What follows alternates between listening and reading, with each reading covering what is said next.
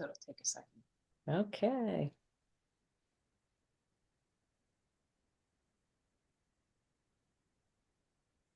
I think we're live. Oh, yay. Welcome. Oh, I got to rename myself You here. do. Good I morning. tried to rename you, but it wouldn't let me. Oh, it won't. Okay. Well, I am Cynthia Forstmann, and I am one of the co-founders of Culture Talk.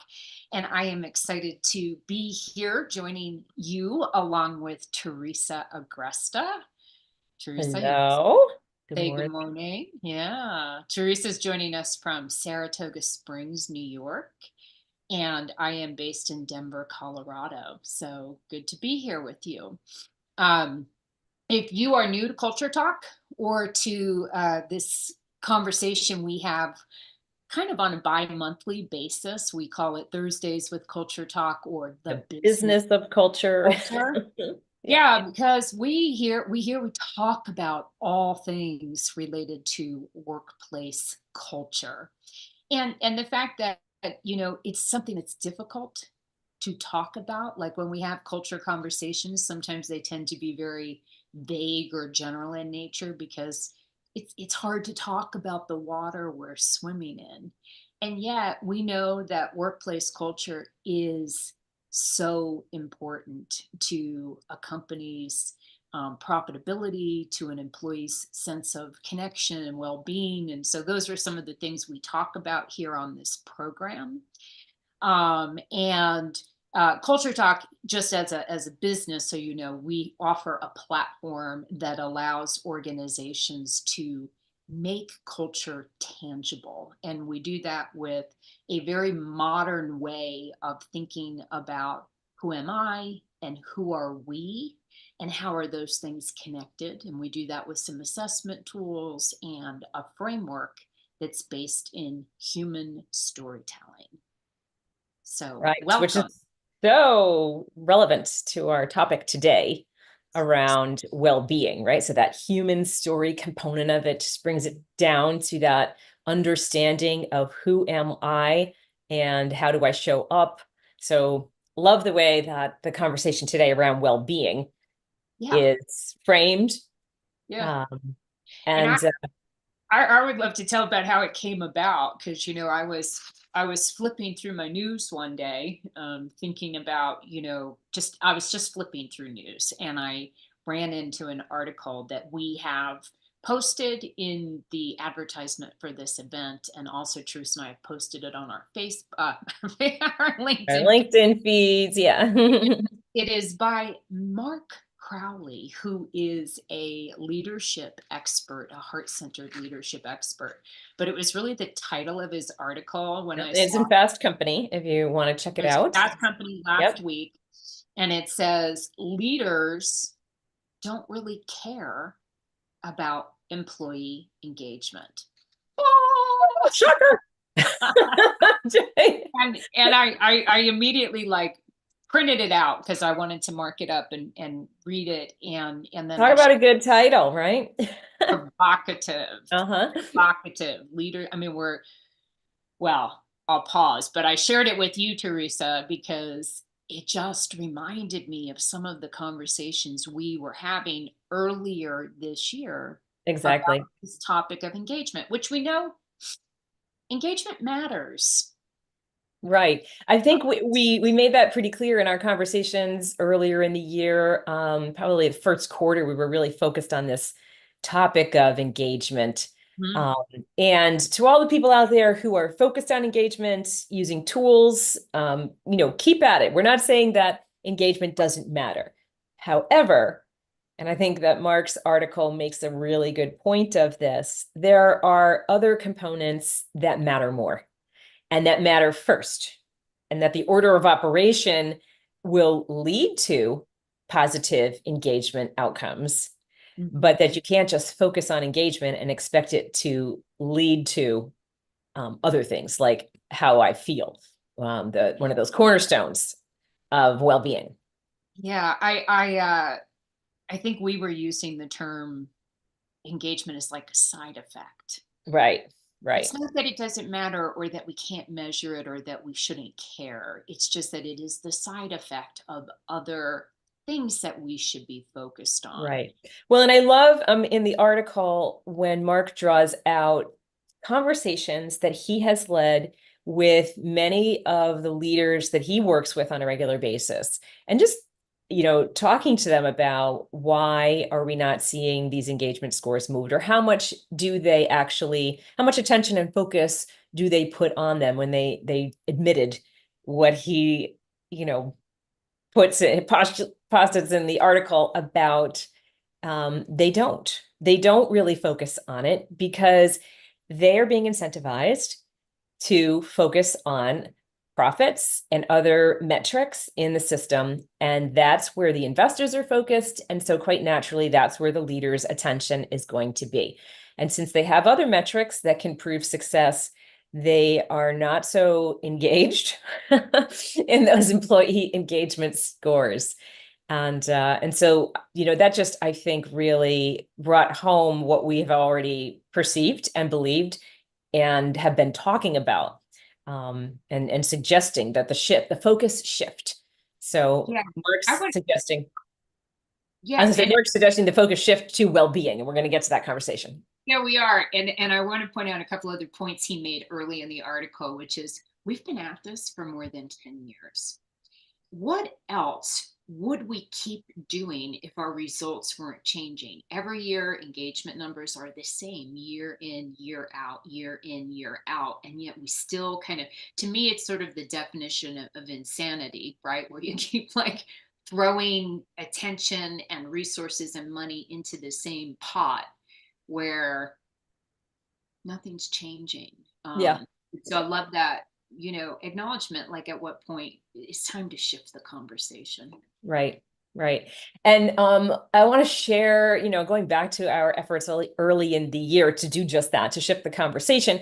Here's a little provocative, perhaps, idea that we put out there. We were at the Transform Yeah, conference just in March there.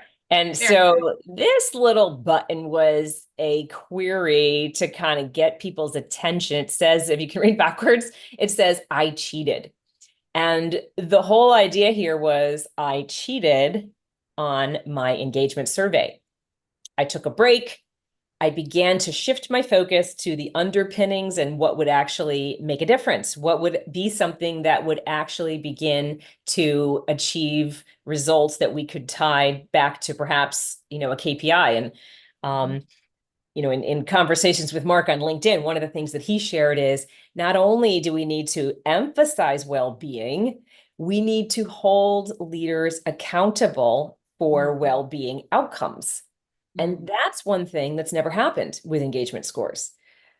Maybe the HR staff has been held accountable for what happens on those engagement scores. And we've talked to some HR leaders over the course of this year who've shared just that. Yes, they are very focused on that number. Does it go up or does it go down?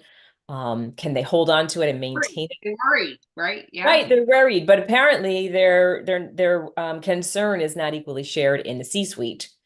And so how do you not only shift the focus to the conversation around well-being, but how do you hold people accountable for the outcomes around employee well-being and show the connection? Now, we've got a lot of research. We can start digging into some of the research that shows there's a distinct tie between employee well-being and the different facets of that and business outcomes. Yeah. That's the part that I love about what Mark put together as he pulled the research together. Right. Because, when we talk about culture, and I'm sure like if we talked about well-being as an aspect of your culture, leaders do want to know what's in it. For me, like what's the return if I spend money here and if I focus here, what are those outcomes? So I would say we're relieved that there's someone else, Mark, kind of in our camp talking about like, let's just put a pause on engagement as our focus and let's start thinking about other things. You point in this article, Mark points to chronic burnout.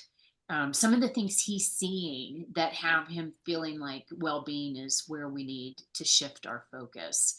One being chronic burnout, and some studies that show one recent one by Deloitte that shows 77% of people report that they're burned out in their current job, and 91% saying I have some level of unmanageable stress.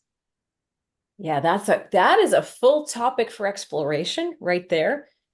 Where's that coming from, the burnout and the stress? But recognizing that that's how people feel in the workplace, and then not addressing that, and not figuring out how to shift those things. I think, there's a real clue there to how we can start to improve by beginning to focus on some of those things. Yeah. Well, and that's where I think, we have an opportunity how people feel, right? That was kind of the underlying theme of this whole conversation around well-being, is that how people feel, how employees feel is what matters. And I know it's kind of soft compared to some of the other things we talk about in business, right? But how do we shift it? Why should we? What is some of the other research that we're seeing as it relates to how people feel? Yeah. So I go back to something again that Mark cited in the article, the Oxford University researchers, and I'm not going to get this name quite right, but Jean Emmanuel Denis, probably French, and I don't do that well. And some research that was performed in partnership with Indeed. And in that research, they asked questions for employees. And so people, I think millions raised their hand and voluntarily participated in that study when they were responding to 15 million people. 15 million people, right? That's no small number to, raise their hand and do that of their own volition. And they were responding to questions about happiness, stress, contentment, and purpose. And I think that how they feel about those things, how they feel at work, all add up to this idea of the culture, the environment that they are operating in. But I think the most surprising takeaway was that the finding was that well-being is tied most to a sense of belonging. And this is another topic that we've been focused on, this idea of what does it take to feel belonging? What does it take to feel a connection to your colleagues, to feel seen, heard, and accepted for who you are in a work environment? And how does that level of safety give you more strength, more skill, more ability to drive through some challenges, to overcome obstacles, to perform to your highest ability, to challenge yourself even when it's hard, and to reach for those bigger performance goals that the organization and the mission and purpose of the organization is putting forward. Yeah. What strikes me about belonging is it's a basic human need. It is a basic human need to feel seen, safe, appreciated. And when that need is met, how do we then rise to the occasion for others? How does it help us, develop courage and compassion, and, to your point, resilience to push through difficult things? And it's almost like while that study is fascinating and mind-blowing, it's also almost so obvious because we are human, right?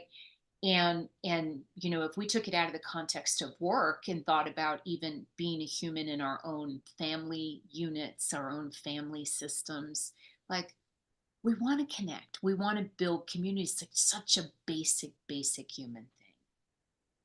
Yeah. And, so many tangents, again, like thinking about the conversation that we held last week about remote work and, how do you create culture in a remote environment, and how much harder it has become in our work environments. And maybe that's why some of these measures and some of these studies are indicating such alarming rates, of not feeling connected or not feeling belonging or having these increased perceptions of stress because we are missing that component, and we have yet to operate, to maybe get the muscle of creating connection and belonging in these new ways in which we work.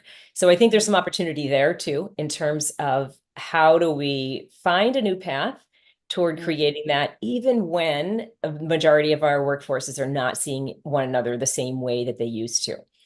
So it's shifted and it's changed, and it does feel like we're in kind of a new space around it with additional pressures, right? I think even before all the remote work, leaders still didn't care about engagement. Yeah. but now they may have a new reason to care about some of these things. And perhaps we need new ways to measure and to activate their sense of belonging, and then to hold people accountable and to hold leaders accountable for making sure that that metric, which is such a foundational driver, is actually increasing and contributing to the overall success of the organization as well. Mm. I'm glad you referenced last week, and also because we were talking about generations, right? And different Yeah. ways that people feel belonging. We have been also looking at some research around remote and hybrid in terms of, although it's awesome because we love the freedom and the flexibility and the autonomy Oh, as you're right. I mixed those two things up. Sorry. yeah, no, but no, because we've had a lot of conversations lately, but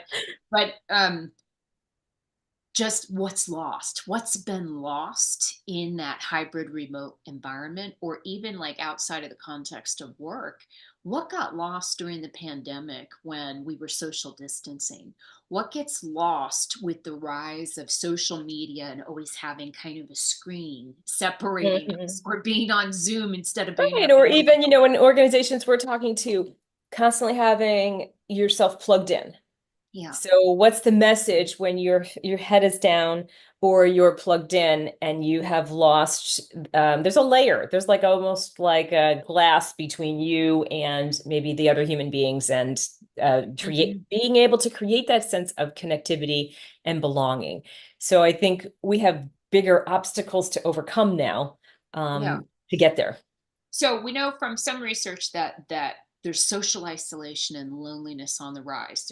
We've posted some articles about that recently. That's like big picture context. Now that's leaking into the office, into the workspace, because we're hybrid, we're remote, we're having those challenges in the workplace. Now, I do think this has got leaders' attention. So, they don't care about engagement. We agree, Mark, they don't. But like, I do think remote work has them nervous. Hybrid work has them nervous, and it's why so many people like, you got to come back to the office, because we don't want to lose this, whatever this is, Right. right? And that's where we get into talking about culture.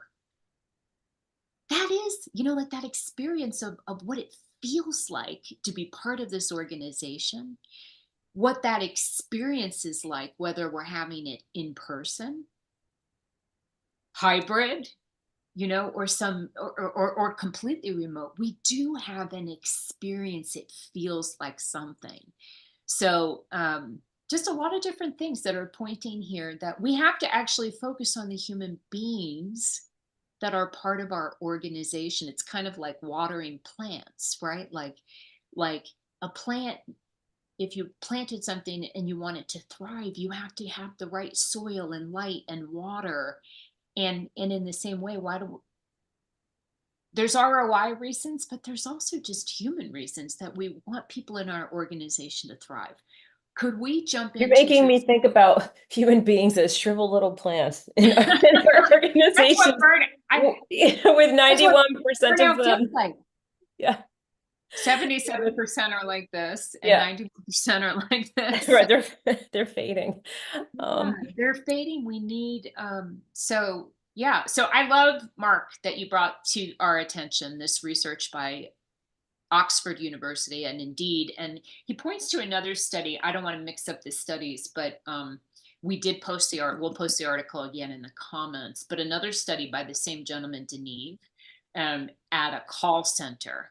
This is fascinating. At a customer call center, and he had Using Everybody, emojis. yeah, 5 emojis that ranged from my week was horrible to I had a good week, right? Like what is the range Like, of emotions yay. on your week? They had them rate at the end of every week, kind of an emoji level, and they compared that data to all of the ROI productivity data that call centers capture. How long were the calls? How successful were the calls? How many calls were handled in a particular time? And here's what they found. Hold on, I had it and now it disappeared. This is important though.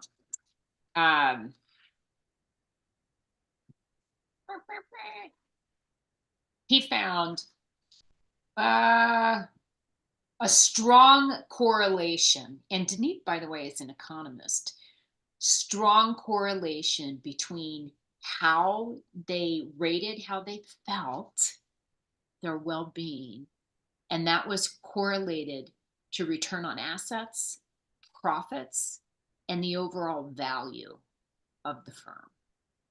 So I rest my ROI case. Because we get asked that a lot. What's the ROI? How do I feel? And do I feel like I belong and things are purposeful? Theresa, can we share what we're doing in that vein? Yeah, absolutely. So, this foundational conversation of being seen, feeling like you belong, and that you have a unique role and place in an organization is exactly the outcome, the ROI of the team storytelling workshop that we have at CultureTalk. It is a 3-hour experience. It begins by asking some pretty basic questions about who you are and how you show up, what your experience has been, and sort of what you bring to the table. We do this through an assessment, the Culture Talk for Individuals assessment, which measures where you come out against 12 archetype patterns. And then it asks you simply to tell your story. It is simple in design and profound in outcome. And in that time, that 3 hours, the transformation that begins to happen and take root on a team is pretty remarkable. We have found with over 150 practitioners in 23 countries that this experience pretty much happens along the same vein every time it's delivered. So it's this foundational experience that helps to connect the people on that team or the people in that experience together at a human to human level, story to story, and opens the door to understanding, vulnerability, acceptance in ways that without that, or especially in a remote or hybrid environment, may not happen for years. Without the invitation to this simple experience, you could go on kind of passing each other in the night, continuing to have terrible results and outcomes around how I feel, or Right. you could shift it with a starting point that is 1 3-hour experience. And I Yeah. say that with an enormous amount of confidence in the way that this is received and experienced in group after group. And so, I'd like to expound on that just for a second yeah, because Theresa identified that at the front end, you take an assessment that measures your stories, your storylines, your archetype patterns. But in that 3 hours, when we're live and a trained facilitator comes in to work with your team, the magic happens when people start exchanging their stories. We spend a mhm, bit of time at the beginning helping people really validate the patterns that they measured and really ask themselves, how have these stories been part of my lived experience? How have they shown up in my youth, in my career, in my family life? Um, how have they moved me forward? Like, what have been the positive right. aspects of those storylines? Where are they holding me to the Yeah. ground? How have they gotten in my way? Like, what do I Yeah. start to become aware of? Like, oh, yeah, I do that, right? There's Hmm. all this personal self awareness that happens, Right. but it's also very, as a way of looking at answering that question, who I am, it it's nuanced and unique, right? We're all a unique combination of lived experiences and motivations and patterns. And so the first part of that live day is letting people do that kind of, oh, this is what it's like for me. And, sometimes we ask people to tell stories and they kind of panic because it's like, wow, I've got to tell a story. It's such a wide open request.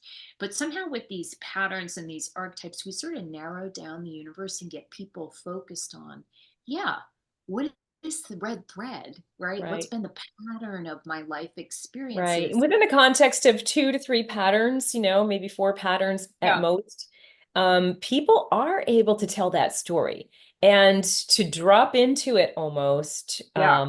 with a deepness and a conviction that I've never seen with any other mechanism.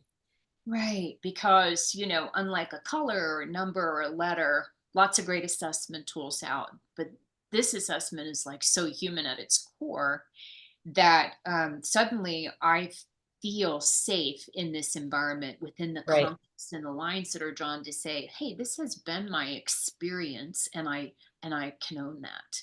And Right. I can own the bright spots, and I can own some of the hangups of that pattern. And so um,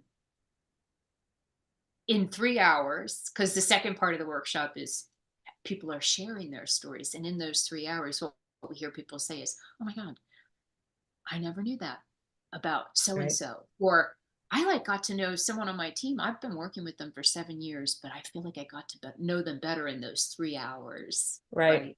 Right. Right. Yeah. Um, And so it is a strong opening, yeah. an entry point, a foundation that you can build on from there. We're not suggesting it's a once and done conversation, Nope. but we do know that months later, years later, people are still calling back and saying, I still reference the outcomes of that assessment. I still think about it. I still work from this place of understanding about myself and my colleagues. And in ways that open the door to acceptance and my ability to help someone else belong, to see them and to help them feel heard and accepted and to listen with more intention. And so all of those things are that foundation from which you can continue to build. So maybe in the next couple of weeks or months here, we can talk about some of those ways in which you can build on that team storytelling workshop. But Yeah. for today's conversation, we'd love to see groups that are interested in actually being accountable to the well-being component Mhm. and that are willing to take that first step and create an experience. You've got nothing to lose. Yeah. You've got nothing Right. to lose. I Easy. promise you that. Yeah. Yeah. Yeah. And um, Mark really points to belonging, being connected, belonging, profit, belonging, well being, but all of those things being part of that culture. And so this is a way to start activating culture and start having a way to tangibly be working on creating how it feels to be part of this organization. So we'd love to chat with you. We'll pop into our show notes here to a link to our team storytelling workshop page on our website if you're interested in learning more about that, Yeah. bringing it into your organization. Yep. Or if you're a coach, a consultant, or maybe like the person in your organization that owns culture. Right. Or if you have a team, Mhm. internal team that's been handed the torch. Yep, we do have also a way to train and you to facilitate. We have a certification program that would allow you to bring this work into your organization and facilitate it. So, fun stuff. Yeah. Awesome. Well, thank you for the conversation, Cynthia, as Yeah, always. And thanks to yeah, those who joined us here today or who might be listening at a later time. We appreciate you. We appreciate your continued interest and participation in this conversation. And we'd love to hear from you. love to hear from you. All right, All we're right. going to take a brief break the next 2 weeks. We've got some family things and some vacations coming up. I'll be back mid-August, continuing the conversation.